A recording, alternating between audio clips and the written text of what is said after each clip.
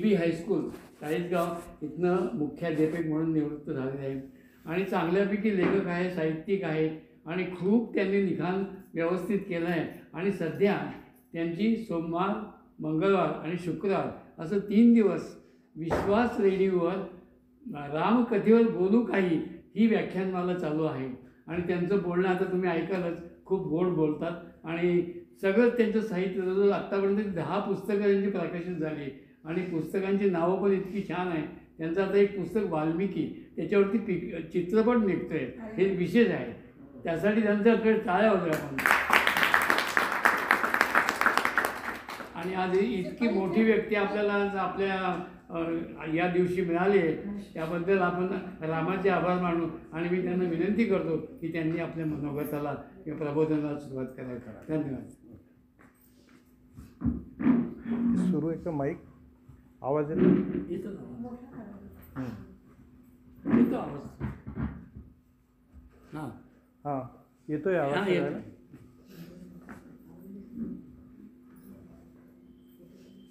नमस्कार सगळ्यांना. रामाय रामभद्राय रामचंद्राय वेदसे रघुनाथाय नाथाय सीताय पतये नमः. आज या ठिकाणी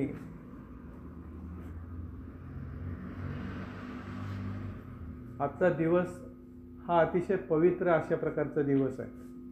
22 जानेवारी अयोध्येमध्ये श्रीरामांच्या मूर्तीची प्राणप्रतिष्ठा झालेली आहे आणि त्या मूर्तीचं आपण सगळ्यांनी दर्शन घेतलेलं आहे.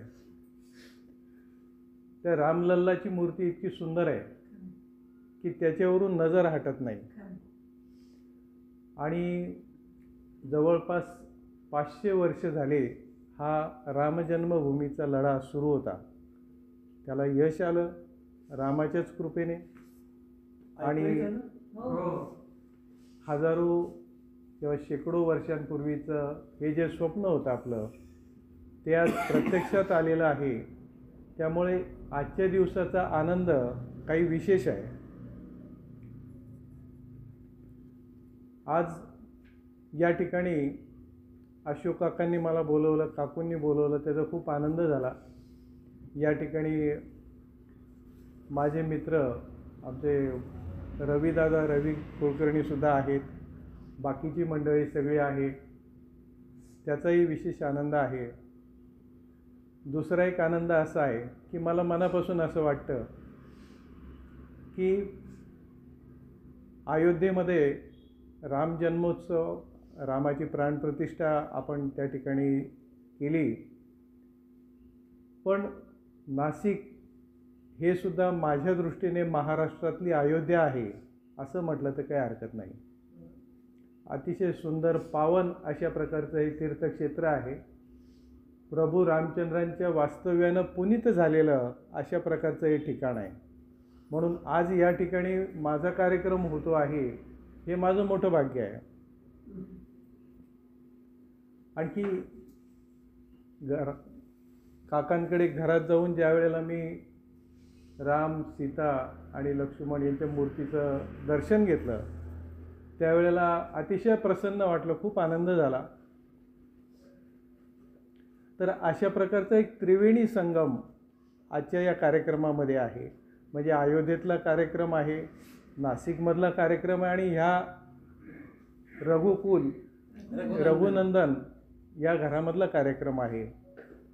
आणि आपण सगळ्या रामभक्तांची मांदियाळी या ठिकाणी जमलेली आहे. सुरुवातीला या ठिकाणी मी आलो त्यावेळेला रामाची भजनं सुरू होती, ती मला ऐकायला मिळाली. तर अशा प्रकारचं सुंदर असा हा आजचा दिवस. त्यानिमित्ताने काही एक विचार रामायण कालासंबंधी आपल्यासमोर ठेवावे असं मला वाटतं.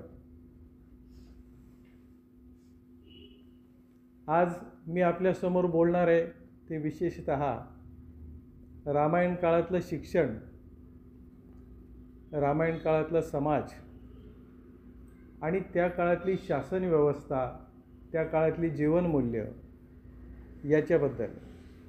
कारण आजच्या काळाचा विचार करता त्या गोष्टींवरती प्रकाश टाकणं हे महत्त्वाचं आहे असं मला वाटतं. रामायण काळातली शिक्षण पद्धती त्याच्याबद्दल सुरुवातीला मी थोडं बोलणार आहे.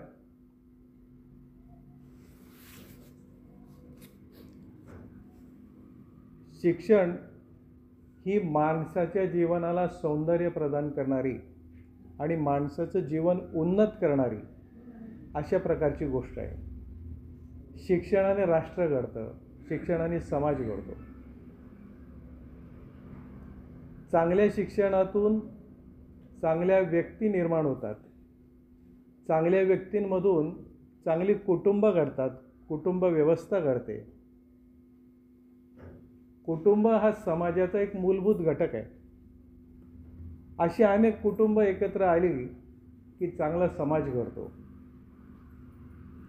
आणि चांगल्या समाजातून तशाच प्रकारची शासन व्यवस्था निर्माण होते, तशा प्रकारचं नेतृत्व निर्माण होत असतं. असा या सगळ्या याचा एकमेकांशी संबंध आहे. रामायण काळातल्या शिक्षणाचा जर विचार आपण केला तर हे शिक्षण म्हणजे एक प्रकारची कामधेनू आहे असं मला वाटतं. आता कामधेनू म्हणजे काय आपल्या सगळ्यांना कल्पना आहे. कामधेनू म्हणजे ही गोमाता, स्वर्गातली गाय, तिच्याकडं आपण जी काही इच्छा करावी, जी मागणी करावी ती पूर्ण होते. मग शिक्षण अशा प्रकारचं हे कामधेनू होतं. आणि रामायण काळात साधारणपणे आता एक 6 ते 6,500 हजार वर्ष झाली असतील की रामायण होऊन गेलं. त्याच्यानंतर अनेक बदल आपल्या समाजामध्ये शिक्षण पद्धतीमध्ये होत गेले. अनेक प्रकारची आक्रमणं झाली. इंग्रजी सत्ता आली आणि मग इंग्रजांनी अशा प्रकारे आपल्या संस्कृतीवरती आक्रमण केलं की आपलं जे काही आहे ते सगळं वाईटच आहे, टाकाऊ आहे, अशा प्रकारचं लोकांचा समज त्यामुळे व्हायला लागला आणि इंग्रजी शिक्षण हे अतिशय चांगलं आहे असं वाटायला लागलं. त्या काळामध्ये निबंध माला ज्यांनी लिहिली ते चिपळूणकर आणि आणखीनही काही शिक्षण तज्ज्ञ जे होते ते असं म्हणायचे की इंग्रजी शिक्षण म्हणजे वाघिणीचं दूध आहे. जो मनुष्य ते प्राशन करेल तो गुरगुरल्याशिवाय राहणार नाही. आणि काही अंशाने ते खरंही होतं की आधुनिक काळातल्या बऱ्याचशा गोष्टी, आधुनिक तत्त्वज्ञान हे सगळं त्या इंग्रजी शिक्षणामध्ये आलेलं होतं. परंतु कुठलंही शिक्षण, त्या शिक्षणाचा अभ्यासक्रम, शिक्षणाची उद्दिष्ट ज्या वेळेला तयार केली जातात तर त्यावेळेला त्या शिक्षणाच्या पाठीमागे उद्देश काय आहे, आपण कोणत्या उद्देशाने हे शिक्षण देतो आहोत हे महत्त्वाचं असतं. मग इंग्रजी शिक्षणाचा उद्देश काय होता? इंग्रजी शिक्षणाचा उद्देश असा होता की इंग्रजांना राज्यकारभारासाठी आवश्यक असलेल्या व्यक्ती तयार करणे. त्यांना उत्तम नागरिक तयार करायचे होते का? त्यांना उत्तम भारताची पिढी घडवायची होती का? असा काही उद्देश त्यांच्या डोळ्यासमोर होता का? तर तसं काही नाही आहे. मग रामायणकालीन शिक्षण जर आपण पाहिलं तर त्याच्यातून उत्तम नागरिक कसे घडत होते. आणि म्हणून ते चिपळूणकरांनी जर इंग्रजी शिक्षणाला हे म्हटलेलं आहे, वाघिणीचं दूध म्हटलेलं आहे, तर रामायणकालीन शिक्षण म्हणजे कामधेनूचं दूध आहे असं म्हणायला काही हरकत नाही. एखाद्या लहान बालकाला जेव्हा आईचं दूध उपलब्ध नसतं त्यावेळेला आपण सगळ्यात पहिल्यांदा चौकशी करतो किंवा दुसरा पर्याय जो चाचपडून बघतो तो म्हणजे गाईचं दूध त्याला कुठे मिळेल चांगल्या प्रकारचं. का बरं गाईचं दूध आपण बघतो? तर ते पचायला हलकं आहे, त्याच्याने बुद्धी सामर्थ्य वाढतं, त्याच्याने तेज येतं, त्यामुळं प्रतिकारशक्ती वाढते. म्हणजे आपल्याला ज्या काही गोष्टी हव्या आहेत ते सगळं देणारं हे गाईचं दूध आहे. म्हणजेच कामधेनू, गाईला आपण कामधेनू म्हणतो. तर म्हणून रामायणकालीन शिक्षण हे अशा प्रकारची कामधेनू होतं. आता ते कामधेनू त्याला मी का म्हणतोय ते तुम्हाला पुढच्या विवेचनामध्ये लक्षात येईल. त्या काळामध्ये विद्यार्थ्यांना गुरुकुलात जाऊन शिक्षण घ्यावं लागायचं, गुरुगृही जाऊन शिक्षण घ्यावं लागायचं. थोडं पाणी घेतात. मुलगा साधारण 8 वर्षाचा झाला की त्याला गुरुगृहामध्ये जावं लागायचं आणि शिक्षण घ्यावं लागायचं.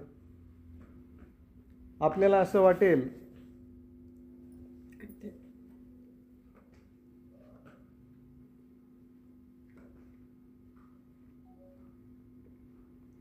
की त्या काळामध्ये फक्त मुलंच गुरुगृही जाऊन शिक्षण घेत होती का?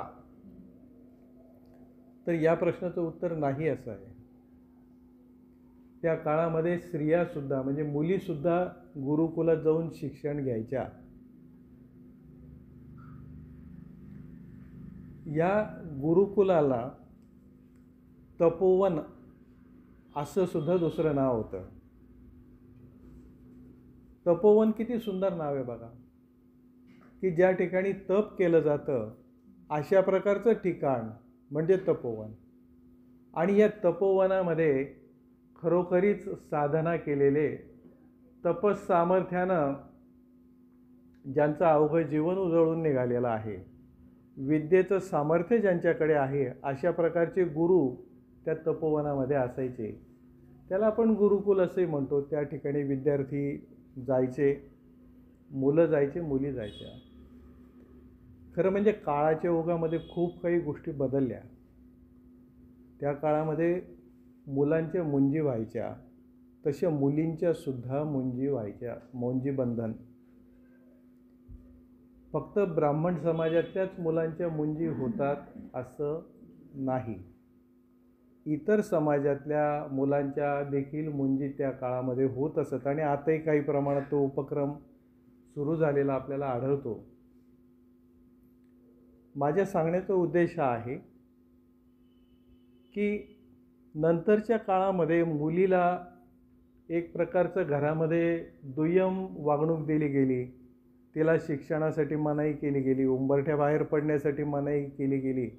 पण तो काळ जर आपण पाहिला तर त्या काळामध्ये मुलं आणि मुली यांना बरोबर शिक्षणासाठी वाव दिला जात होता, स्वातंत्र्य होतं.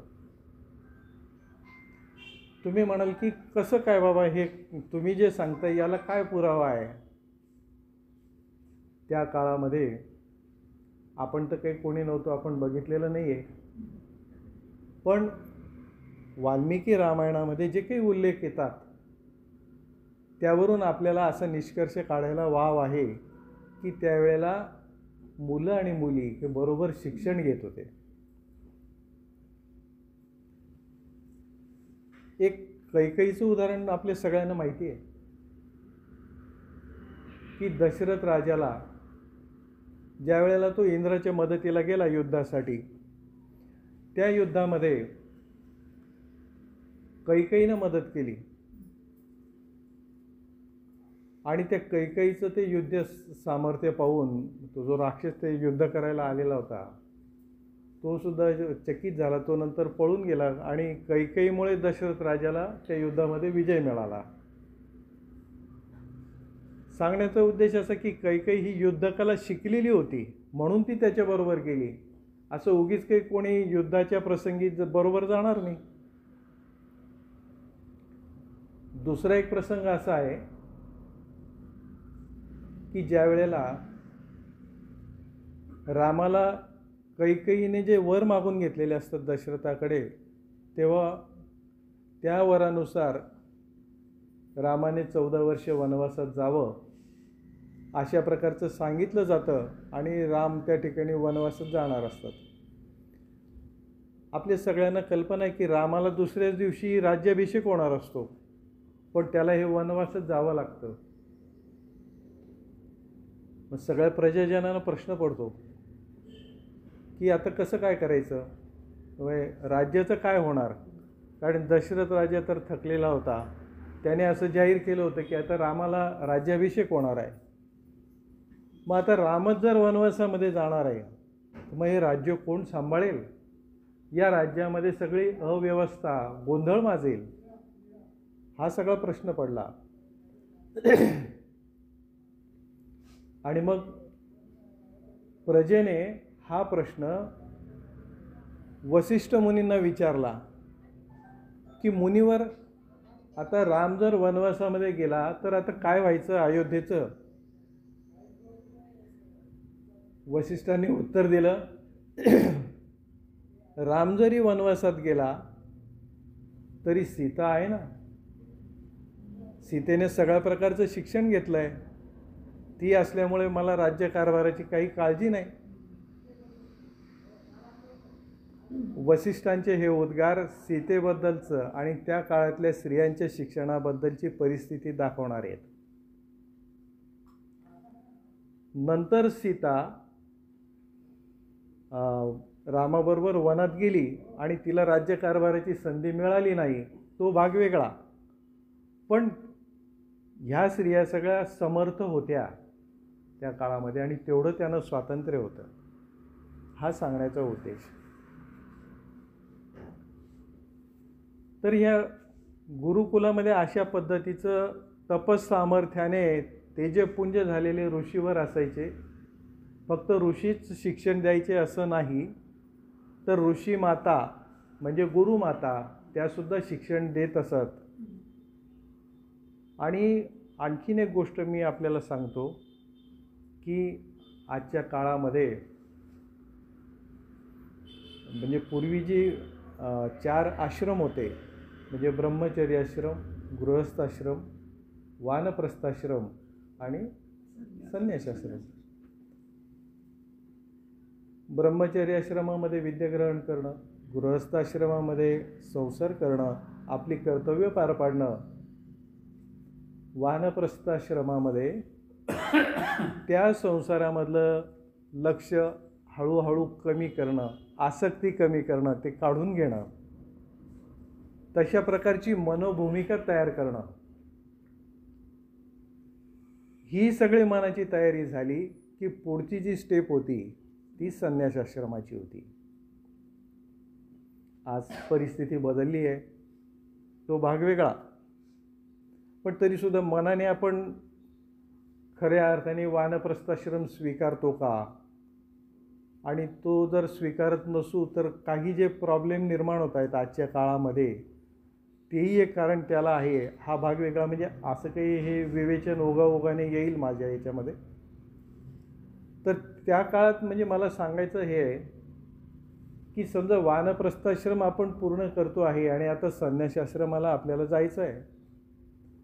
पण ज्या वेळेला तुमचं वानप्रस्थाश्रम पूर्ण झालेला आहे, पण त्यावेळेला तुमचं व्यक्तिमत्व हे अनुभवाने समृद्ध झालेलं असतं. जीवनातल्या सर्व बाजूंचा, सर्व अंगांचा अनुभव तुम्ही घेतलेला आहे. आता माझ्यासमोर जी मंडळी बसली आहे सगळी, ही अबव 50-60 नक्कीच आहेत. अनुभवाने समृद्ध आहेत. तुमच्याजवळ अनुभवाचा खूप मोठा साठा आहे, ज्ञानाचा साठा आहे की ज्याचा उपयोग पुढच्या पिढीला होऊ शकतो. मग समजा मी आता वानप्रस्थाश्रम माझा पूर्ण केलेला आहे, माझ्या संसारातली आसक्ती कमी केली आहे, लक्ष काढलेलं आहे आणि मी संन्यासाश्रमाकडे प्रयाण करतो आहे. तर मी पहिल्यांदा काय करतो की अशा प्रकारचे जे गुरूंचे आश्रम आहेत, जे तपोवन आहेत, अशा ठिकाणी मी आणि माझी पत्नी आम्ही दोघंही घरातून, संसारातून निवृत्त होऊन त्या ठिकाणी जातो. तिथे गेल्यानंतर माझ्या ज्ञानाचा फायदा तिथं जे काही विद्यार्थी जे स्नातक शिक्षण घेत आहेत त्यांना मी करून देतो. म्हणजे असं त्या काळामध्ये होत होतं की वानप्रस्थाश्रमातून बाहेर पडलेली मंडळी गुरुकुलांमध्ये जाऊन त्या मुलांना मार्गदर्शन सुद्धा करत होती. त्यांच्या अनुभवाचा फायदा त्या लोकांना मिळत होता. आणि आजची परिस्थिती आपण लक्षात घेऊ, त्या काळातली परिस्थिती लक्षात घेऊ.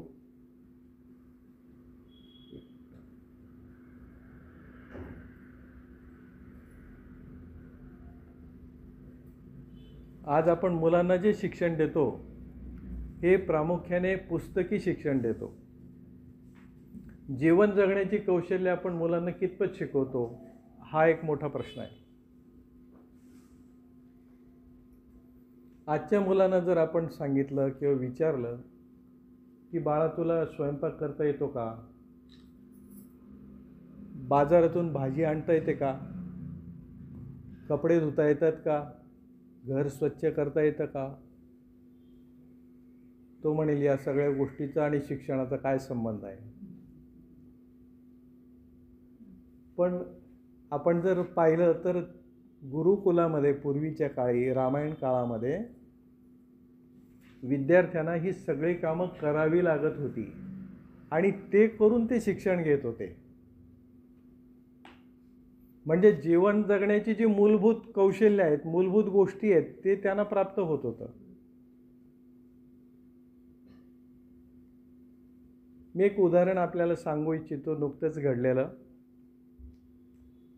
की 1 मे या दिवशी घडलेली घटना आहे. पेपरमध्ये आली होती ती. कोलंबिया नावाचा एक छोटासा देश आहे. त्या देशामधले एक आई तिच्या 4 मुलांना घेऊन बाहेर पडली, कारण तिला तिथं काहीतरी त्रास होत होता. म्हणून त्या मुलांना सुरक्षित ठिकाणी न्यायचं म्हणून ती विमानानं त्या मुलांना घेऊन निघाली. आदिवासी जमातीतली होती. तिच्याबरोबर त्या गावातला एक स्थानिक नेता होता, एक वैमानिक होता, ते विमान चालवणारा छोटंसं. असं करून मी छोटंसं विमान होतं ते. आणि त्या विमानामध्ये एकूण 7 जण होते. त्या विमानाला ते थोडंसं अंतर त्याने पार केलं. दुसरीकडे त्यांना डेल ग्वावियरे म्हणून काहीतरी शहर आहे दक्षिण आफ्रिकेतलं वगैरे, असं तिकडे त्यांना जायचं होतं.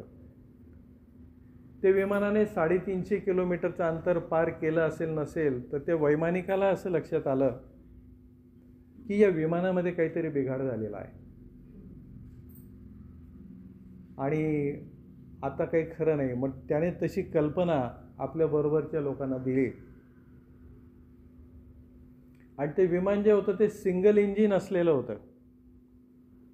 पण त्या थोड्याच वेळामध्ये त्या विमानाचा रेडिओ संपर्क तुटला आणि ते विमान अपघातग्रस्त होऊन दक्षिण आफ्रिकेतलं जे जंगल आहे, अमेझॉनचं जंगल, अत्यंत भयानक अशा प्रकारचं जंगल आहे, त्या जंगलामध्ये कोसळलं. हे जंगल इतकं भयंकर आहे की या ठिकाणी दिवसासुद्धा जाण्याची हिंमत होत नाही. विषारी प्राणी आहेत त्या ठिकाणी, कीटक आहेत, विषारी फळं आहेत, त्या अरण्यामध्ये दहशतवादी आहेत वगैरे, तस्करांचे अड्डे आहेत. असं ते जंगल अमेझॉनचं. त्या जंगलामध्ये विमान कोसळलं.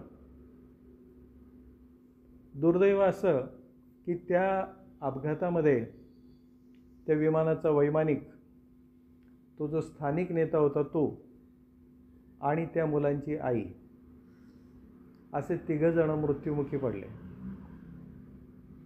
वाचलं कोण? 4 मुलं.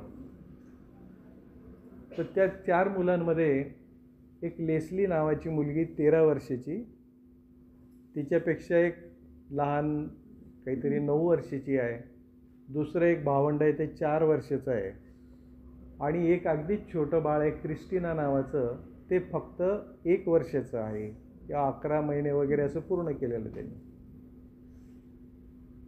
विमानाचा अपघात ज्या वेळेला झाला ते विमान झाडावर अडकलं. विशाल असं ते झाड होतं.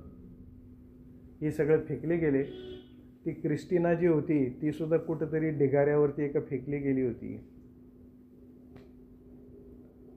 आणि मग ही 4 मुलं ज्या वेळेला त्या ठिकाणी जिवंत राहिली, ती वाचली तर खरी, पण जिवंत राहणं त्यांच्या दृष्टीने फार मोठी गोष्ट होती की आता जगायचं कसं. आणि तुम्हाला आश्चर्य वाटेल की थोडे थोडके नव्हे तर तब्बल 40 दिवस ही मुलं त्या जंगलामध्ये जिवंत राहिली. 13 वर्षाची मुलगी, 13, 9, 4 आणि 1 अशी त्यांची वय. जंगलामध्ये पाणीसुद्धा लवकर मिळत नाही. खायच्या वस्तू काय खायचं मोठा प्रश्न आहे. कुठली फळं खाऊन चालत नाही. कदाचित ते विषारी पण असू शकतात. जंगलामध्ये कुठं झोपायची सोय नाही, कुठं वन्य पशु आहेत, कुठं साप, विंचू यासारखे प्राणी आहेत. कसे त्यांनी ते 40 दिवस काढले असतील. आणि इकडं ती बातमी ज्या वेळेला कळाली कोलंबियामध्ये तेव्हा हाहाकार माजला. त्यांनी ते युद्ध पातळीवर शोध घेतला त्या मुलांचा, खूप हे झालं. आणि ती मुलं ज्या वेळेला सापडली त्यावेळेला त्या मुलांना चिल्ड्रन ऑफ कोलंबिया त्या राष्ट्राध्यक्षांनी म्हटलं, पीस ऑफ कोलंबिया म्हटलं. खरोखर शूर मुलं ती सापडली. ती नंतर मला सांगायचं एवढंच आहे ही घटना की ही मुलं आदिवासी होती, त्यांच्याजवळ ती कौशल्य होती, उपजत कौशल्य त्या 13 वर्षाच्या मुलीजवळ होती. तिनं त्या आपल्या भावंडांना सांभाळलं. आपल्याकडच्या मुलांवरती उद्या एखादा असा प्रसंग आला तर आपली मुलं कितपत अशा प्रसंगाला तोंड देऊ शकतील? एखादा 2 दिवस तरी ते काढू शकतील का? हा प्रश्न या निमित्ताने निर्माण होतो. म्हणून आपण जे शिक्षण आज देतोय त्याच्यामध्ये त्यांना जीवन कौशल्य असणारं शिक्षण देतो का? तर सांगण्याचा उद्देश हा की रामायण काळामध्ये अशा प्रकारचं शिक्षण हे दिलं जात होतं. सगळ्या प्रकारची कौशल्य मुलांना त्या ठिकाणी आत्मसात करायला लावली जात होती. आणि त्याचबरोबर मग एखादा विद्यार्थी युद्धकलेमध्ये त्याचा कल जास्त असेल तर त्याला शस्त्रास्त्राचं शिक्षण द्यायचं. एखाद्याचा ओढा वेदाध्ययनाकडे असेल तर त्यामध्ये त्याला आणखी पुढचं शिक्षण द्यायचं आहे. एखाद्याला इंजिनिअरिंगची आवड असेल, शास्त्रांची आवड असेल तर त्या शाखेतलं पुढचं शिक्षण त्याला द्यायचं. अशा प्रकारचं सुंदर शिक्षण पद्धती त्या काळामध्ये होती. आणि अशा प्रकारचं हे शिक्षण घेऊन त्या गुरुकुलामधून साधारण एक 20 ते 22 वर्षाचा तेजस्वी युवक हा बाहेर पडत असायचा. 8 वर्षाचा असताना तो जायचा आहे.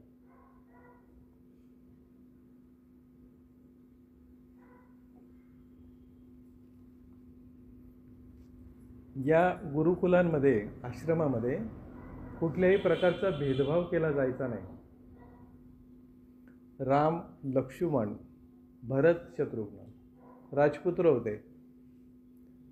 पण असं कुठे आढळत नाही त्या रामायणामध्ये की गुरूंनी सांगितलंय बाबा वसिष्ठांनी की तुम्ही राजपुत्र आहात, हे तुमच्यासाठी वेगळी व्यवस्था आहे, तुम्ही इथे राहा आणि हे इतर मुलांसाठी वेगळे आहे, असं नव्हतं. They were all the same. Everyone was equal. मग आश्रमासाठी लाकडं गोळा करणं, आश्रमाची इतर कामं करणं, साफसफाई करणं, ही सगळे कामं ते राजपुत्र असले तरी त्यांना सूट नव्हती त्याच्यातून. आपण महाभारतात किंवा श्रीकृष्णाचं चरित्र जरी पाहिलं तरी श्रीकृष्ण आणि बलराम, सुदामा हे सगळे सांदीपनी ऋषींच्या आश्रमामध्ये शिकत होते आणि त्या ठिकाणी त्यांना कामं करावी लागली होती सगळे. आज आपल्याला असं आढळतं का? अनेक गोष्टी आहेत. ज्यांची परिस्थिती चांगली आहे ते चांगल्या शाळेमध्ये शिक्षण घेत आहेत, ज्यांची परिस्थिती नाही आहे त्यांना दुसऱ्या शाळेमध्ये जावं लागतं आहे. तर अनेक असे प्रश्न आजच्या शिक्षण पद्धतीवरती निर्माण होतात.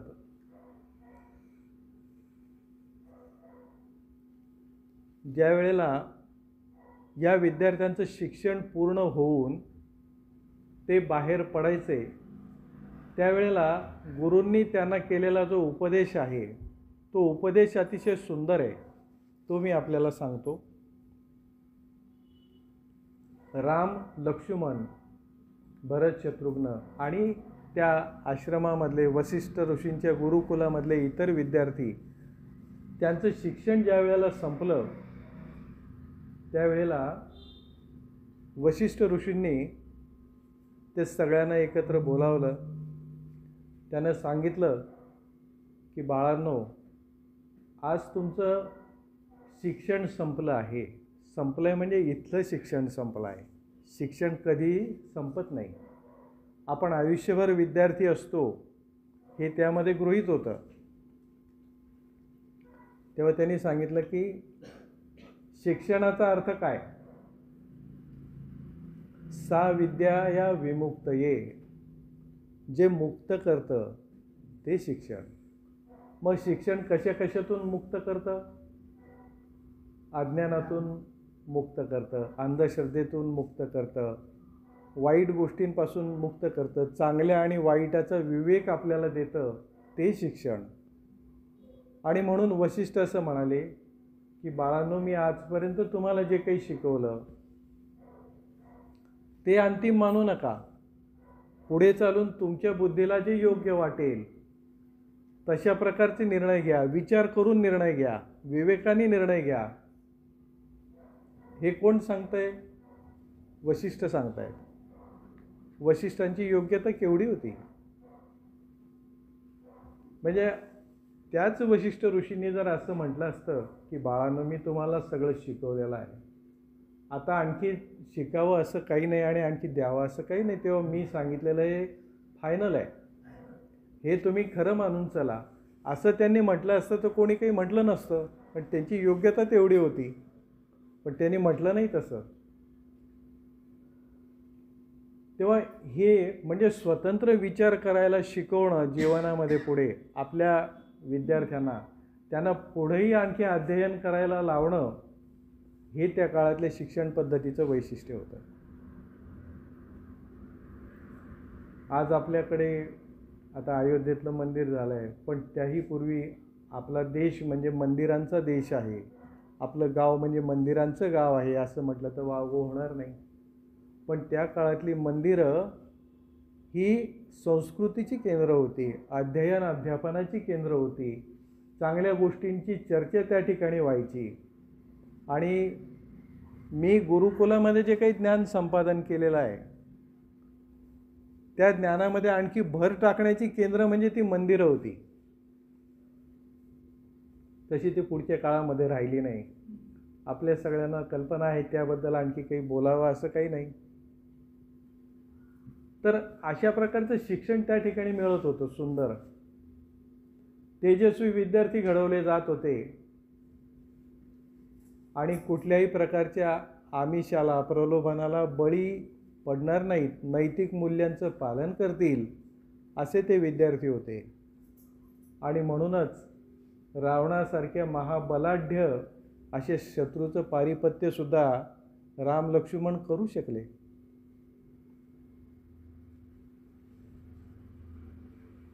त्या काळातलं शिक्षण कसं होतं त्याचं आणखीन एक छोटंसं उदाहरण सांगतोय की राम, लक्ष्मण, भरत, शत्रुघ्न यांनी आपलं शिक्षण पूर्ण केलं आणि ते शिक्षण पूर्ण करून गुरूंचा निरोप तर त्यांनी घेतला, वसिष्ठांचा निरोप घेतला, पण राहिला होता निरोप गुरुमातेचा. ते गुरुमातेचा निरोप घ्यायला आले. इतके वर्ष आश्रमात राहिलेली ही मुलं, ज्यानं मुलासारखं वाढवलं, ती मुलं आता घरी चालली आहेत. गुरुमातेच्या डोळ्यामध्ये अश्रू उभे राहिले की बाळांनो, तुम्ही चाललात आता.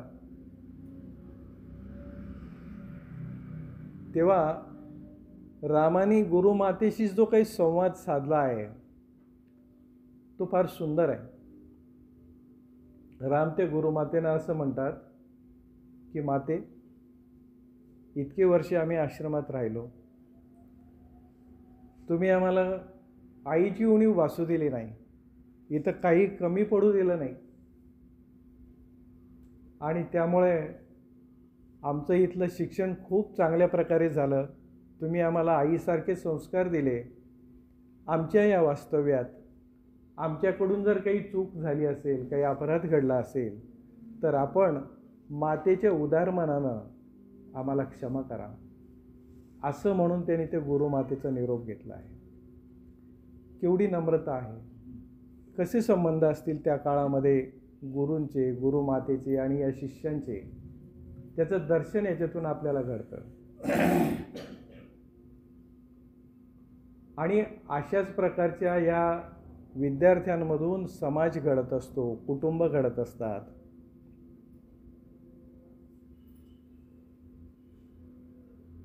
पुढे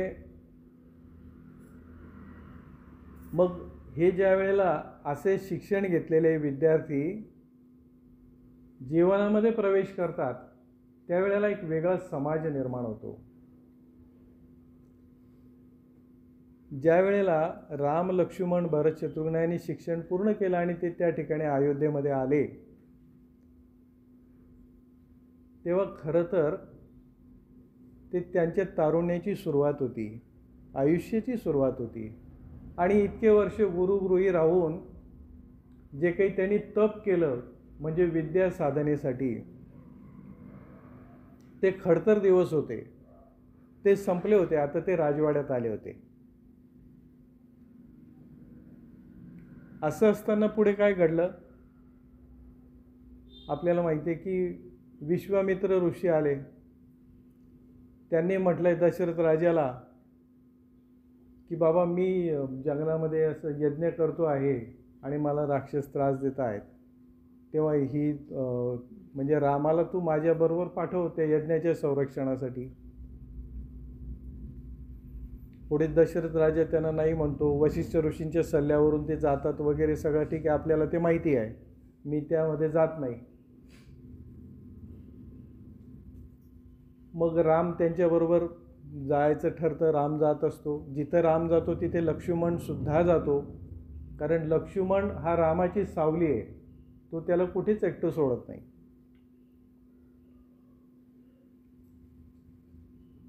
जंगलामध्ये गेल्यानंतर ज्या वेळेला त्या त्राटिकेचा वध होतो आणि विश्वामित्र ऋषी या राम लक्ष्मणांची स्तुती करतात, त्यांच्या शौर्याची स्तुती करतात, त्यावेळेला राम त्यांना असं म्हणतो की महर्षी, हे तर सगळं आपल्या आशीर्वादाचं फळ आहे. तुम्ही आम्हाला इथे आणलं म्हणून हे सगळं घडलं. आमच्या शिक्षणामध्ये काहीतरी उणीव राहिली असेल म्हणून आम्ही या ठिकाणी आलो आणि म्हणून असं घडलं. म्हणजे मला सांगायचं आहे की नम्रता केवढी आहे. आणि मग त्यांच्या ह्या वागण्यावरती, त्यांच्या बोलण्यावरती विश्वामित्र प्रसन्न होतात आणि त्यांना मग दिव्य अस्त्र प्रदान करतात की ज्याचा उपयोग त्यांना पुढे होतो.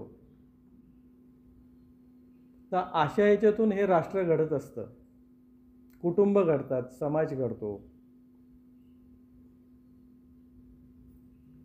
मग रामायणकालीन समाज कसा होता, तर ज्यांनी शिक्षण असं घेतलेलं आहे तो समाज कसा असेल हे वेगळं सांगण्याची आवश्यकता नाही.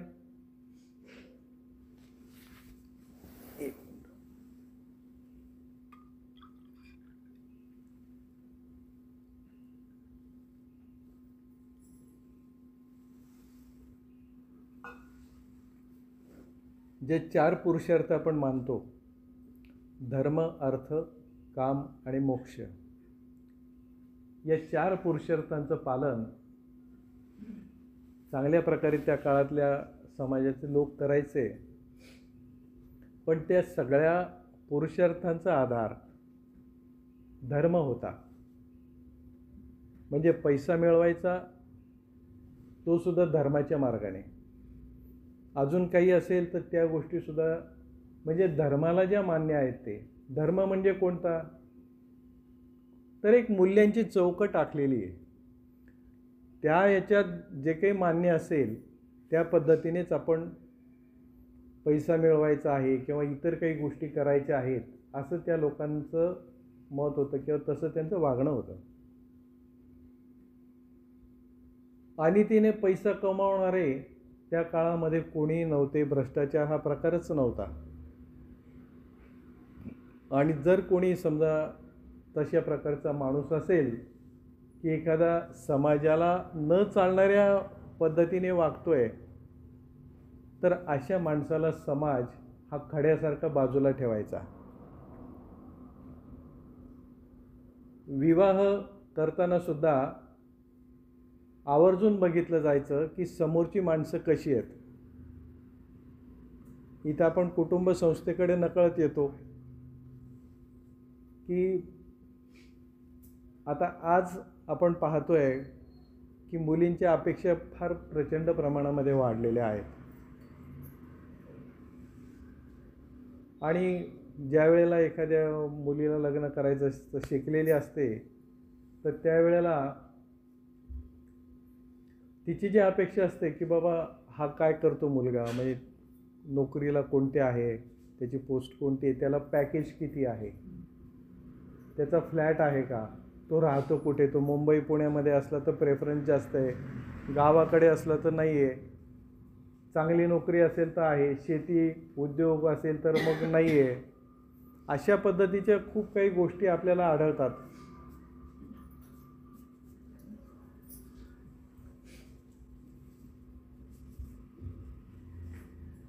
आणि म्हणजे जास्तीत जास्त मला ऐशारामामध्ये कसं राहता येईल, घरची जबाबदारी मला नको आहे, घरामध्ये कोण आहे हाही एक प्रश्न असतो. सासू सासरे आहेत का, घरामध्ये आणखी किती माणसं आहेत, म्हणजे ती नसली तर चांगलं आहे. अशा प्रकारच्या गोष्टी आपल्याला आढळतात. हे आजची कुटुंब संस्था आहे.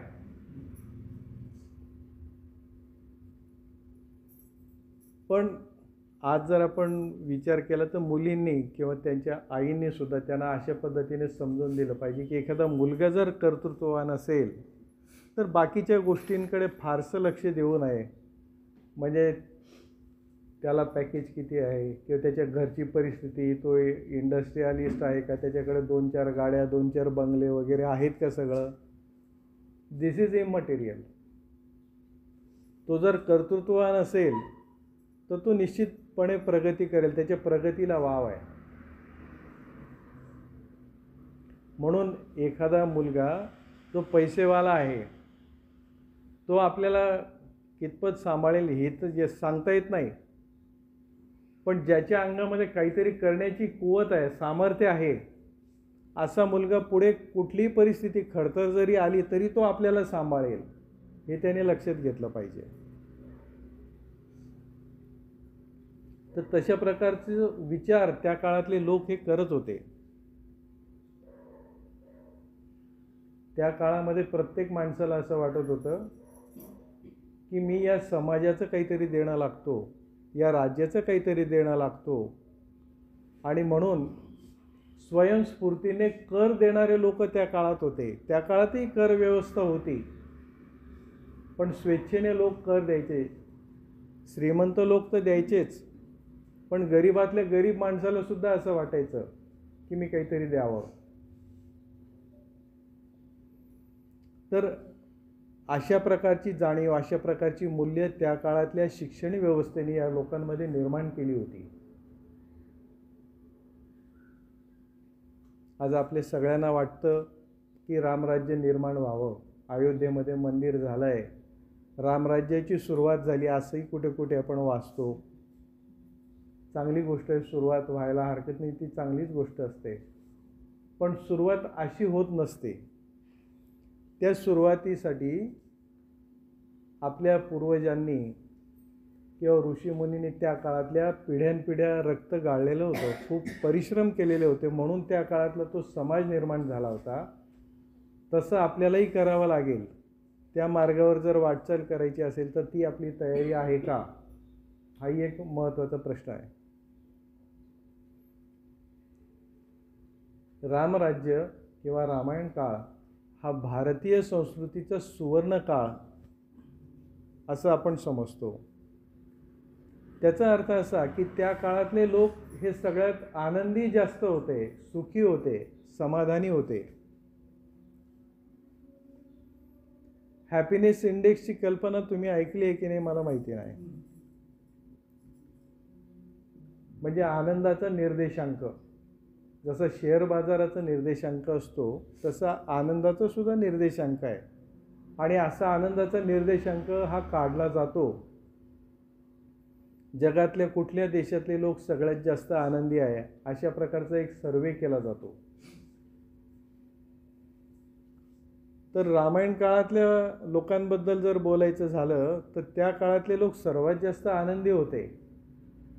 म्हणजे हॅपीनेस इंडेक्स जो आहे तो त्या काळामध्ये सगळ्यात जास्त होता असं आपल्याला म्हणावं लागेल. त्या काळामध्ये कोणी दीन नव्हतं, दुःखी नव्हतं, भिकारी नव्हतं, म्हणून लोक आनंदी होते. श्रीमंत आणि गरीब होते पण सगळे सुखी होते, समाधानी होते. म्हणून आजही आपल्याला रामराज्य हवं असतं. तर अशा प्रकारचा समाज हा त्या शिक्षणातून निर्माण होत असतो. आणि मग अशा प्रकारच्या समाजातूनच नेतृत्व निर्माण होत असतं. आपण इंग्रजीमध्ये एक वाक्य असं म्हणतो की people get the government they deserve. म्हणजे लोक जसे असतात तसं सरकार किंवा तसे नेते त्यांना मिळतात. मराठीमध्ये आपण म्हणतो ना की यथा राजा तथा प्रजा किंवा वाईस वर्सा पण ते आहे. तर त्या काळामध्ये असं समाज जो चांगला होता तो नैतिक मूल्यांचं पालन करणारा होता. आणि म्हणून असा समाज जेव्हा असतो त्यावेळेला शासन व्यवस्थेचा कमीत कमी हस्तक्षेप लोकांच्या जीवनामध्ये असतो. शासनाला काही कामच नसतं जास्त. व्हॉलंटरी टॅक्स पेईंग लोक स्वतःहून कर देत होते, स्वतःहून नियमांचं पालन करत होते, स्वतःहून स्वच्छता राखत होते. इथे कचरा टाकू नये, इथे घाण टाकू नका अशा प्रकारचे बोर्ड त्या काळामध्ये कुठेही लावलेले नव्हते. नागरिक शास्त्रामध्ये पर्यावरणाचे धडे त्या ठिकाणी नव्हते तेव्हा.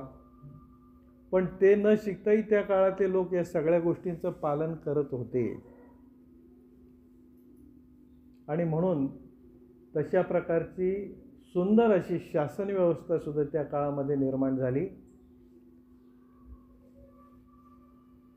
त्या काळातल्या शासन व्यवस्थेचे 3 स्तर होते. पहिला स्तर म्हणजे आपण शिवाजी महाराजांच्या काळामध्ये त्यांना सल्ला देणारं जे अष्टप्रधान मंडळ होतं हे ऐकलेलं आहे. तशा प्रकारचं अष्टप्रधान मंडळ राजाला सल्ला देण्यासाठी असायचं.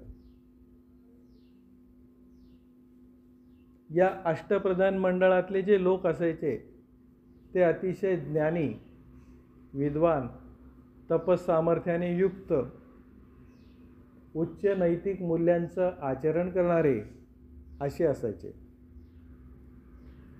त्यांना राजकोषातून दरमहा किंवा दर साल वेतन दिलं जायचं. त्यांच्या राहण्याची व्यवस्था केली जायची.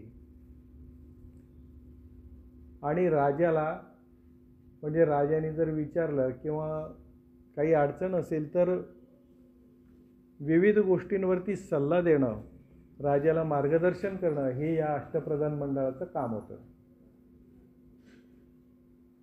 आणि ह्या अष्टप्रधान मंडळातल्या लोकांना प्रजेकडून सुद्धा मोठा मान असायचा, कारण ती लोक तशी होती त्या काळातली.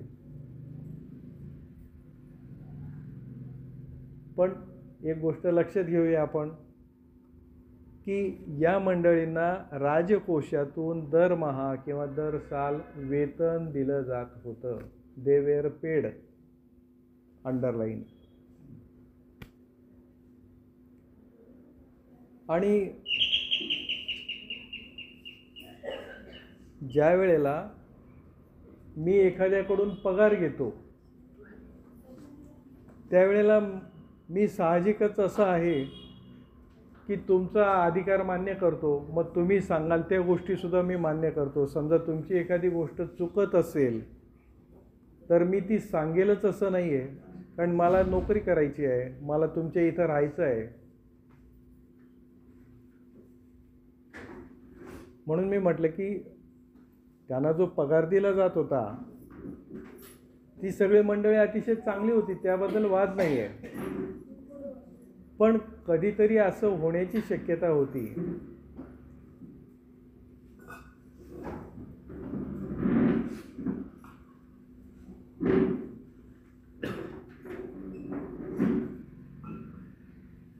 की ही मंडळी चुकण्याची शक्यता होती. आणखीन एक शक्यता अशी होती की जी अर्थात 99% नव्हती, पण 1% कुठेतरी असेल की माणूस स्वभाव आहे, की कुठेतरी आमिषाला बळी पडलं आहे. एखाद्याने सांगितलं दुसऱ्या राजाने की बाबा तू असं असं सल्ला दे त्या राजाला, अमकं कर टमकं कर, असंही असेल. तर ही पण शक्यता त्या ठिकाणी होती. म्हणजे हे कोणाबद्दल बोलतो मी, तर त्या अष्टप्रधान मंडळाबद्दल, की जो त्या काळातल्या शासन संस्थेचा पहिला स्तर होता. मग असं जर झालं तर त्यांच्यावरती कोणाचा तरी चेक पाहिजे की नाही. मग कोणाचं चेक होतं त्यांच्यावर? मग त्याच्यासाठी दुसरा स्तर होता, तो म्हणजे ऋषी मंडळ. आता त्या काळातले जे ऋषी होते, म्हणजे उदाहरणार्थ वशिष्ठ ऋषी आहे, विश्वामित्र ऋषी आहे, अजून इतर दुसरी सगळी मंडळी होती, यांच्याबद्दल काही बोलायचं म्हणजे हेच नाही की त्यांना कुठल्याही प्रकारची अपेक्षा नसायची राजाकडून, कुठल्याही प्रकारचा पगार ते घेत नसायचे आणि अत्यंत निस्पृह आणि निरपेक्ष अशा प्रकारची ती मंडळी असायची. तर अष्टप्रधान मंडळाच्या वरचा स्तर त्यांचा होता. म्हणजे समजा अष्टप्रधानांच्या एखाद्याचा सल्ला चुकला तर ते ऋषी मंडळातले लोक राजाला सांगायचे की बाबा हे असं असं करा तुम्ही, तेवढा त्यांचा अधिकार होता. हे ऋषी मुनी एवढे सामर्थ्यवान होते, म्हणजे त्यांच्या तपसामर्थ्याने आणि नैतिक मूल्यांच्या आचरणाने, की प्रसंगी राजाचा कान धरण्याची सुद्धा योग्यता त्यांची होती. आणि तसं जरी केलं तरी राजा काही त्याचं वाईट वाटून घेत नव्हता, त्यांचा अधिकार मान्य करत होता. एक उदाहरण आपल्याला सांगतो. मगाच मी म्हटलं की ज्या वेळेला राम आणि लक्ष्मण किंवा ते सगळे गुरुगृहातलं शिक्षण पूर्ण करून आलेत अयोध्येला, आणि त्यावेळेला विश्वामित्र ऋषी आले, त्यांनी म्हटलं की रामाला माझ्याबरोबर पाठव. दशरथ राजाचं म्हणणं होतं की माझा राम लहान आहे, तो राक्षसांशी कसा लढेल, किंवा तो आत्ताच तर आलेला आहे शिक्षण पूर्ण करून वगैरे वगैरे. मग इथं वशिष्ठ ऋषींनी सांगितलं आहे दशरथ राजाला की विश्वामित्र जे म्हणतात ते बरोबर आहे, तू रामाला त्यांच्याबरोबर पाठव. वशिष्ठांनी सांगितलं, दशरथ राजाला मान्य करावं लागलं. म्हणजे एवढा अधिकार त्यांचा होता. हा दुसरा स्तर आहे. आणि तिसरा स्तर कोणता होता? तर तिसरा स्तर हा अदृश्य होता, न दिसणारा होता. तर तो तिसरा स्तर म्हणजे त्या काळातले जे राजे होते, ते राजे म्हणजे तिसरा स्तर आहे. तर तुम्ही म्हणाल मी की हे कसं काय बाबा? तर त्या काळातले राजे जे होते ते स्वतःच नैतिक मूल्यांचं आचरण करणारे होते, उच्च नैतिक मूल्य पाळणारे होते. श्रीराम, राजा दशरथ आणि त्यांच्या वंशातले सगळे राजे वगैरे अतिशय उच्च नैतिक मूल्यांचं पालन करणारे होते. त्यांचं एक ब्रीद होतं, रघुकुल रीत सदा चली आई, प्राण जाए पर वचन न जाई. शेवटपर्यंत पाळणार, तेव्हा प्राण गेला तरी हरकत नाही आहे, असे ते राजे होते. राजा जनक तसंच होता, तपसामर्थ्याने युक्त पुण्यवान अशा प्रकारचा राजा, उच्च नैतिक मूल्यांचं पालन करणारा, असे सगळे राजे त्या काळातले होते. मग अशा प्रकारचा हा राजांचा उच्च अशा प्रकारच्या म्हणजे जे नैतिक मूल्यांचं पालन करायचे शासनकर्ते होते, तो तिसरा स्तर होता, तो अदृश्य होता. आणि म्हणून त्या काळातलं समाजव्यवस्था असेल, राज्यव्यवस्था असेल, हे सगळं जे होतं ते सुवर्ण काळ होतं असं आपण म्हणतो. त्याचे 1-2 उदाहरणं मी तुम्हाला सांगतोय की आता राम ज्याला राज्याभिषेक होणार आहे, त्या रामाला सगळ्यांनी म्हणजे अभिनंदन करतात सगळे की बाबा उद्या तुझा राज्याभिषेक आहे. ते कैकेयीला तर सगळ्यात जास्त आनंद झालेला असतो. कैकेयीचा अतिशय लाडका राम. मी माझं हे जे पुस्तक लिहिलेलं आहे यामध्ये रामायणातल्या बऱ्याच व्यक्तींची चरित्र लिहिले, त्यामध्ये कैकेयीची पण बाजू मांडली. आपण समजतो तशी ती दुष्ट पाताळ यंत्री वगैरे नव्हती, तर ते आपल्याला लक्षात येईल.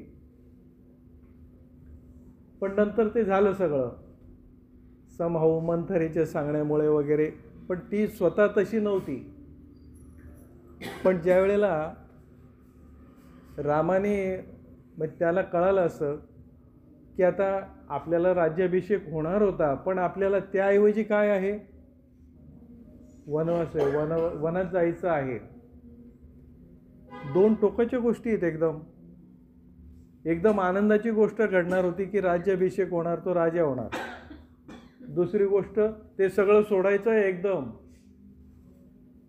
आणि 1 नाही 2 नाही तब्बल 14 वर्ष वनवासात जायचं आहे. आणखीन एक गोष्ट लक्षात घ्या तुम्ही की हा निर्णय किती कठीण होता. राम, लक्ष्मण, भरत, शत्रुघ्न यांची नुकतीच लग्न झालेली होती. त्यांच्या डोळ्यासमोर काही स्वप्न असतील, पण त्याच्यावर सगळं पाणी फेरलं गेलं आणि वनवासात जायचं असा निर्णय झाला. तर असं दिसेल आपल्याला की रामाने कुठेही खळखळ केलेली नाही आहे, कुठेही शोक व्यक्त केला नाही की मी कसं जाऊ. दशरथ राजाची अवस्था मोठी वाईट झालेली आहे. राम वनवास म्हणजे ज्या वेळेला त्याला भेटायला येतो तो सांगू शकत नाही दशरथ राजा की तू वनवासात जा म्हणून. मग कैकेयी त्याला सांगते की त्यांची अशी अशी इच्छा आहे. तो म्हणतो की एवढंच ना म्हणे, मग काय हरकत नाही म्हणे, माते तू जरी मला सांगितलं तरी मी गेलो असतो, आनंदाने मी जातो म्हणे. आणि म्हणून तो वनवासात जायला निघालेला आहे. आता त्यावेळची परिस्थिती जर लक्षात घेतली सगळी बघा, सगळी प्रजा रामाच्या बाजूने होती. सगळ्यांना असं वाटत होतं की राजा कोण व्हावा, आता रामच व्हावा. पण नाही आहे, तो वनात जायचं आहे त्याला. मग त्या प्रसंगी प्रत्यक्ष दशरथ राजा त्याला असं सांगतो की तू मला कैदेत टाक आणि तू राजा हो. तो म्हणतो की नाही, तुमचा शब्द तुम्ही जो दिलेला आहे तो मला पाळायचा आहे. लक्ष्मण असं म्हणतो की बाबा सगळं प्रजा तुझ्या बाजूने उभी आहे, तू बंड कर आणि तू राजा हो. म्हणजे आपण जर विचार केला तर सगळी परिस्थिती रामाच्या बाजूने आहे. त्याने ठरवलं असतं तो अयोध्येचा राजा त्याच वेळेला झाला असता. पण झाला का तो? त्याने वडिलांच्या शब्दाखातर वनवास स्वीकारलेला आहे.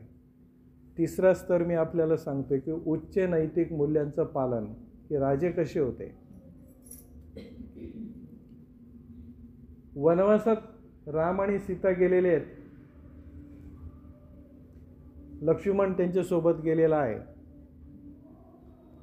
भरत आणि शत्रुघ्न त्या काळामध्ये त्या मामाकडे गेलेले असतात. ते आल्यावर त्यांना सगळं कळतं की आपल्या आईमुळे, कैकेयीमुळे रामाला वनवासात जावं लागलेलं आहे. भरताला अतिशय वाईट वाटतं, कारण या सगळ्या भावंडांचं रामावरती अतिशय प्रेम आहे आणि ते सगळ्यांचं एकमेकावर पण खूप प्रेम आहे. आणि मग भरत अतिशय संतापतो, आईला मारायला धावतो वगैरे वगैरे खूप काही गोष्टी आहेत. पण मग तो एक प्रतिज्ञा करून निघतो किंवा स्वतःच्या मनाशी असं ठरवून निघतो की मी आता वनामध्ये जातो आणि रामाला परत घेऊन येतो. मग तो बरोबर काही सैन्य वगैरे असं त्याच्याने येतो, तो सगळं रामाला भेटायला जातो. त्याच्याबरोबर ते सैन्य असलेलं पाहून लक्ष्मणाला जरा संशय येतो. त्याला असं वाटतं की हा काहीतरी रामाशी युद्ध करायला आलेला आहे की काय बाबा. तो रामाला तसं बोलूनही दाखवतो.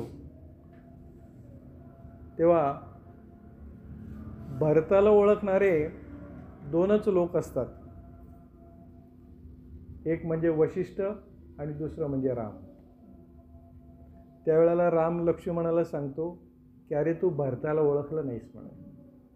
भरत तसा नाही आहे, तो माझ्याशी युद्ध करण्यासाठी कधीच येणार नाही. आणि तुला अयोध्येचं राज्य पाहिजे का? ते पाहिजे असेल तर तू सांग, भरत तुला ते सुद्धा देईल. अशी खात्री राम भरताबद्दल लक्ष्मणाला देतोय. आणि मग लक्ष्मण भरत जेव्हा त्या ठिकाणी येतो तर त्यावेळेला तो रामाला विनवणी करतो की रामा, तू ते पित्याला दिलेलं वचन वगैरे सगळं ठीक आहे, पण आता ते नाही आहेत. आता अयोध्येचं राज्य पाहणारं कोणी नाही आहे, तुझ्याशिवाय काही तरुणोपाय नाही, तूच योग्य आहेस, तेव्हा तू परत यावं अशी सगळ्यांची इच्छा आहे. आपल्या सगळ्यांना माहिती आहे की राम त्याला सांगतो की नाही, एकदा पित्याला जे मी वचन दिलेलं आहे ते मी मोडणार नाही आणि परत मी अयोध्येला येणार नाही. मी परत केव्हा येईल? 14 वर्षाचा वनवास पूर्ण झाल्यानंतरच मी येईल. आता भरताने पाहिलं की बाबा हा सगळं सांगूनही परत यायला तयार नाही आहे. मग तो एक हुकमी अस्त्र काढतो. ते हुकमी अस्त्र कोणतं असतं? तो सांगतो की वशिष्ठ ऋषींनी सुद्धा असं सांगितलं आहे की रामाला परत घेऊन या, म्हणजे तू परत यावंस अशी त्यांची सुद्धा इच्छा आहे. आता मी मगच सांगितलं की या ऋषीमुनींची केवढी पात्रता होती. त्यांनी सांगितलेलं शब्द कोणी राजे सुद्धा मोडायचे नाहीत. मग रामाने ज्या वेळेला हे ऐकलं तेव्हा त्याने भरताला फार सुंदर सांगितलं आहे. तो म्हणाला की वशिष्ठ ऋषींना माझा नमस्कार सांग आणि त्यांना म्हणावं की राम आपल्या पित्याला दिलेला शब्द मोडू इच्छित नाही आणि म्हणून मी पित्याच्या वचनाखातर, त्यांना दिलेल्या शब्दाखातर वनवास स्वीकारलेला आहे, तो पूर्ण करूनच मी परत येईन. तेव्हा अशा प्रकारचं सुंदर उत्तर त्याने दिलेलं आहे. कल्पना करा की त्या काळी किंवा त्या रामाच्या जागी आजच्या काळातलं दुसरं कोणी माणूस असतं, दुसरी कोणी व्यक्ती असती तर काय घडलं असतं, घडू शकलं असतं. समजा मी असतो तर मी म्हटलं असतं की हो, पित्याला दिलेल्या शब्दाखातर मी तर आलोय वनामध्ये, बरोबर आहे, पण आता वशिष्ठ म्हणतायत ना, बरं त्यांचा शब्द मी कसा काय मोडू? तेव्हा मला त्यांच्या शब्दाखातर तरी परत गेलं पाहिजे. अशा प्रकारचं सोयीस्कर भूमिका मी घेतली असती. मी ती घेतली नाही, तर रामाने ती घेतली नाही तशा प्रकारची भूमिका. आणि भरत परत गेलेला आहे. त्याने मग त्या रामाच्या पादुका सिंहासनावर ठेवून त्याने राज्य केलेलं आहे.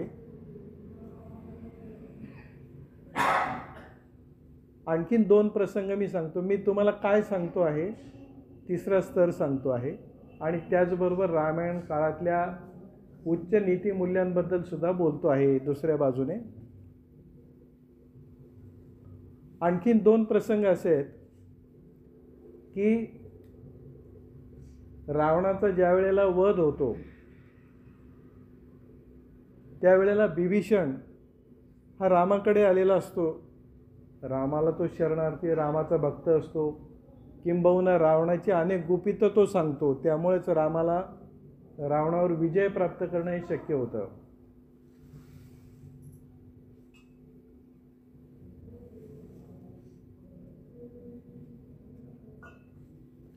तर रावण त्याचं वध ज्या वेळेला झालेलं आहे, त्याचं शव पडलेलं आहे, त्यावेळेला बिभीषण असं म्हणतो की मी याचा अंत्यसंस्कार करणार नाही. त्यावेळेला राम त्याला असं म्हणतो की किती असलं तरी हा तुझा भाऊ आहे. हां, मरणांते वैरानी, की मरणानंतर वैर संपतं. तेव्हा आता हा राजा होता, तुझा भाऊ आहे पण तो राजा होता, तर त्याच सन्मानाने त्याचा अंत्यसंस्कार कर रीतीनुसार. आणि तू करणार नसलास तर तो मी करेन, त्याचा भाऊ म्हणून करेन मी. अशा प्रकारचे उद्गार फक्त रामच काढू शकतो. आणि मग बिभीषणाने त्याचा अंत्यसंस्कार केलेला आहे. आज सगळा देश राममय झालेला आहे. अयोध्येमध्ये रामाची जे प्राणप्रतिष्ठा झालेली आहे. राम ज्या वेळेला रावण वध करून अयोध्येला परत आले, त्यावेळेला अयोध्या नगरी सजली होती. लोकांनी घोड्या तोरणं उभारून स्वागत केलेलं होतं.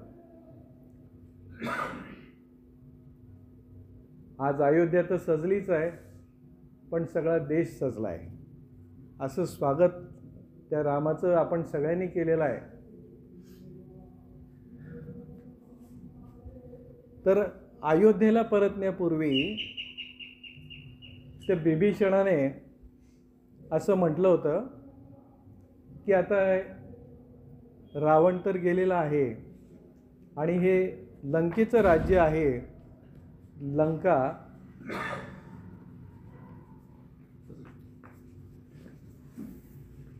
लंका ही किती समृद्ध होती याची आपल्याला सगळ्यांना कल्पना आहे. आपण लंकेत सोन्याच्या विटा अशी म्हण वापरतो. तर बिभीषणाने म्हटलं की हे रामा, लंकेचं राज्य सुद्धा तू स्वीकार, तू त्याचा स्वामी हो.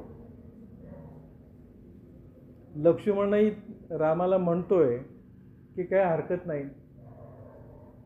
तेव्हा रामाचं एक फार सुंदर वाक्य आहे. तो लक्ष्मणाला सांगतो की अपि स्वर्णमयी लंका न मे रोचते लक्ष्मण, जननी जन्मभूमिश्च स्वर्गादपि गरियसी. की लक्ष्मणा, अरे लंका जरी सोन्याची असली तरी ती मला नको आहे, तिचा मोह मला नाही आहे. कारण माझ्या दृष्टीने जननी आणि जन्मभूमी ती स्वर्गापेक्षाही श्रेष्ठ आहे. असं म्हणून अयोध्येचं, आपलं लंकेचं साम्राज्य त्यांनी स्वीकारलेलं नाही आहे. असा हा राम होता. नाहीतर रामाला कितीतरी राज्य घेता आली असती. सुग्रीवानी पण म्हटलं होतं, निषदराजाने म्हटलं होतं, बिभीषणाने म्हटलं होतं, पण त्या कोणाचंच राज्य त्यांनी घेतलेलं नाही.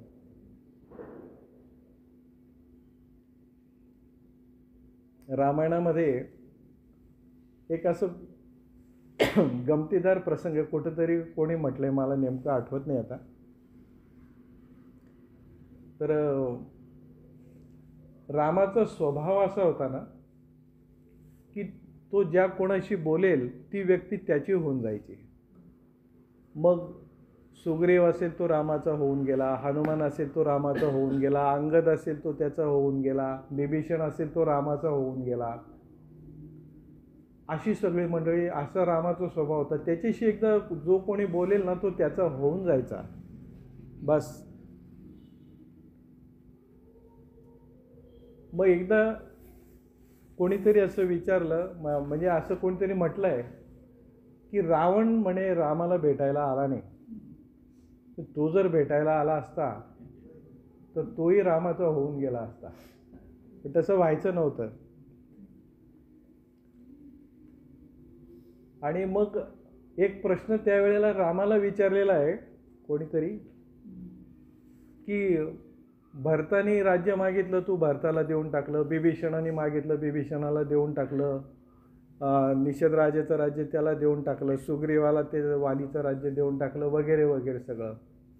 पण समजा रावणाने असं म्हटलं असतं की मी आता आलोय, मग मला पण राज्य हवं आहे, तर मग आता तर बिभीषणाला तुम्ही लंकेचं राज्य देऊन टाकलं म्हणले, पण रावणाने मागितलं असतं तर काय केलं असतं?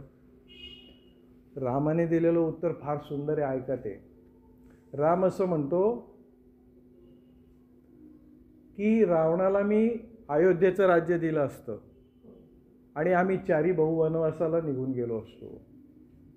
असे उद्गार फक्त रामच काढू शकतो, दुसरे कोणी ही शक्यता नाही.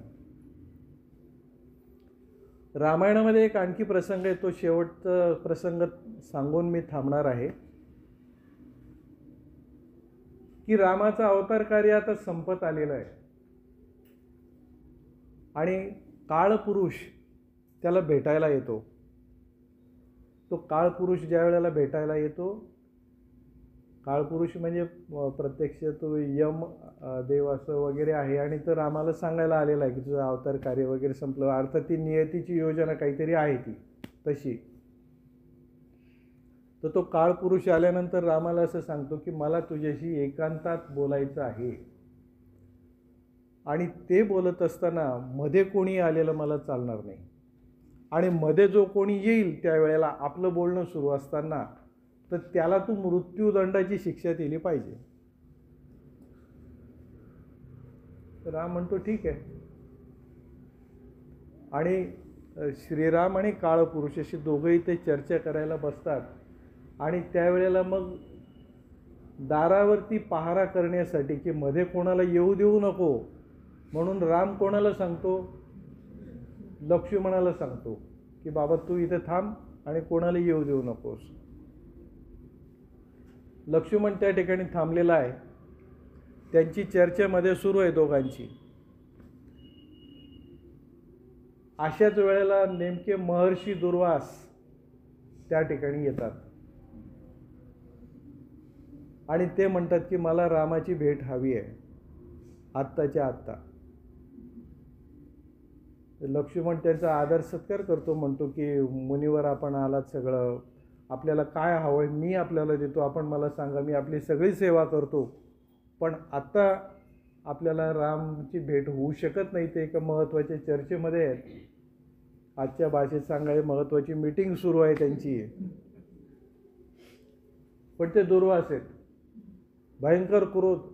मला अडवतो, मला नाही म्हणतोयस, तुला कल्पना नाही म्हणे, मला कोणी अडवू शकत नाही. आणि जर तू मला जाऊ दिलं नाही, मला परवानगी दिली नाही तिथं जाण्याची, त्यांना भेटण्याची, तर मी ही सगळी अयोध्या नगरी जाळून भस्म करेन, शाप देऊन. आता लक्ष्मणापुढे धर्मसंकट आहे बघा.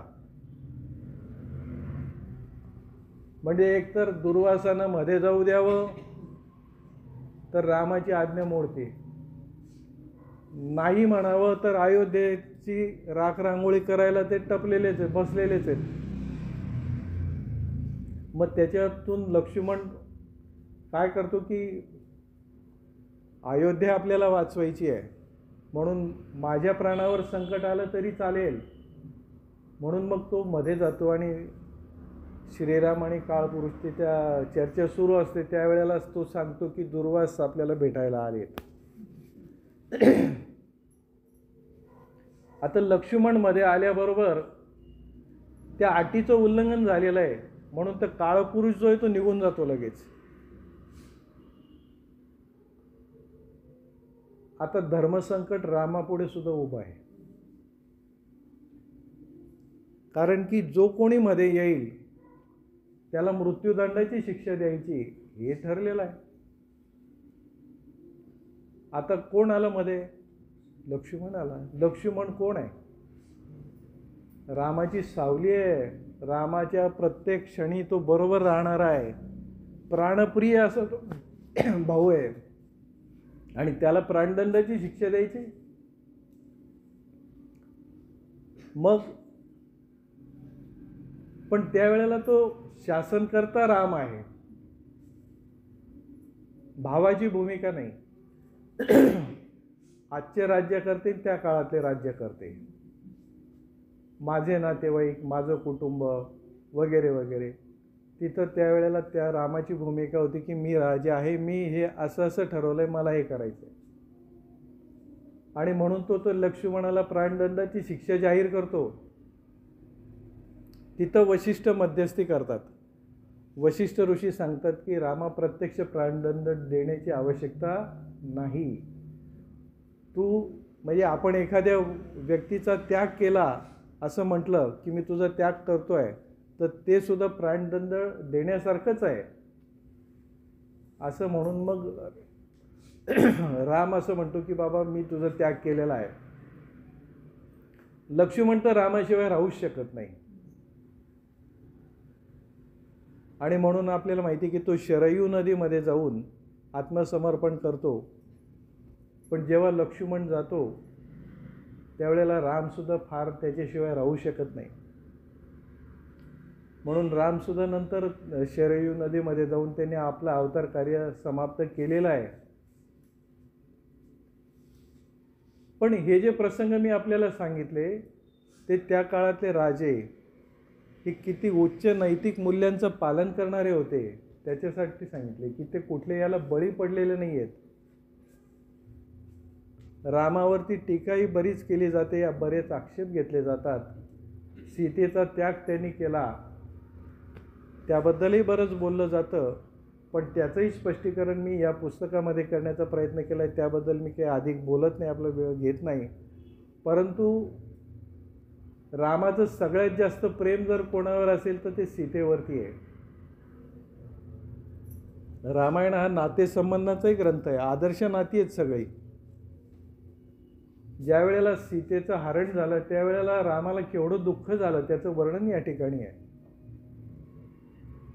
आणि पण त्याला ज्या वेळेला त्याग करावा लागला त्यावेळेला तो एक राजा म्हणून त्याने केलेला आहे, पती म्हणून केलेला नाही आहे. पण नंतर ज्या वेळेला तो यज्ञाला बसला त्यावेळेला त्याला सगळे सांगत असताना की दुसरं लग्न आता तू कर बुवा, ते चालतंय, अशा प्रसंगी नाही केलं त्याने. कारण सीतेवरती अपार प्रेम आहे.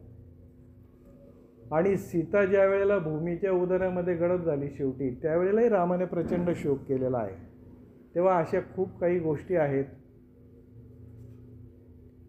अशा प्रकारचं हे सुंदर चरित्र हे रामाचं आहे. महर्षी वाल्मिकींनी रामायणामध्ये रामाचा जो प्रवास रेखाटलेला आहे तो नराचा नारायण होण्यापर्यंतचा आहे.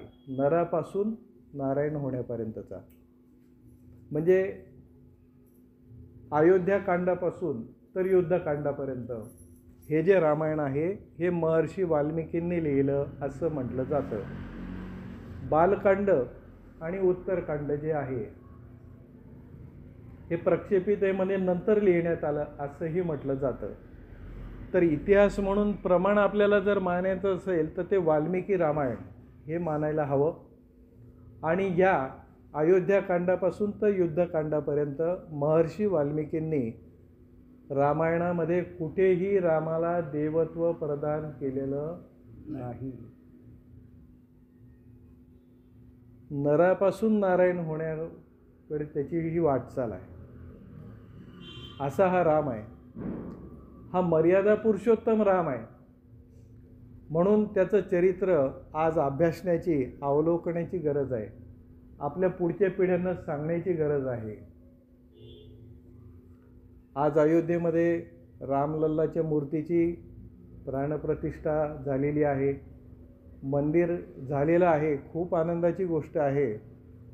परंतु त्याचबरोबर हे रामायण त्याच्यातली ही उच्च नीतिमूल्य जी मी आपल्याला सांगण्याचा प्रयत्न केला ही सगळे आमच्या पुढच्या पिढीपर्यंत पोहोचवता आली तर पोहोचवली पाहिजे. यासारख्या ग्रंथांचा अंतर्भाव शिक्षणामध्ये जर करण्यात आला तर आज जे नीतिमूल्यांचे पाठ किंवा तास शाळेमध्ये ठेवले जातात, व्हॅल्यू एज्युकेशन, तर ही खरे व्हॅल्यू एज्युकेशन देणारी पाठशाळा आहे रामायण म्हणजे. तर ते आम्ही पुढच्या पिढीला दिलं पाहिजे असं या निमित्ताने मी सांगतो. आणि आपण या ठिकाणी बोलवलं त्याबद्दल आपले आभार व्यक्त करतो. आपण एवढा वेळ, मी खरं म्हणजे काही कोणी मोठा वक्ता किंवा लेखक वगैरे नाही आहे, पण शांतपणे आपण सगळ्यांनी ऐकून घेतलं त्याचाही खूप आनंद आहे. आपल्या सगळ्यांचेही मी आभार मानतो. आणि माझ्या वाणीला विराम देतो. धन्यवाद.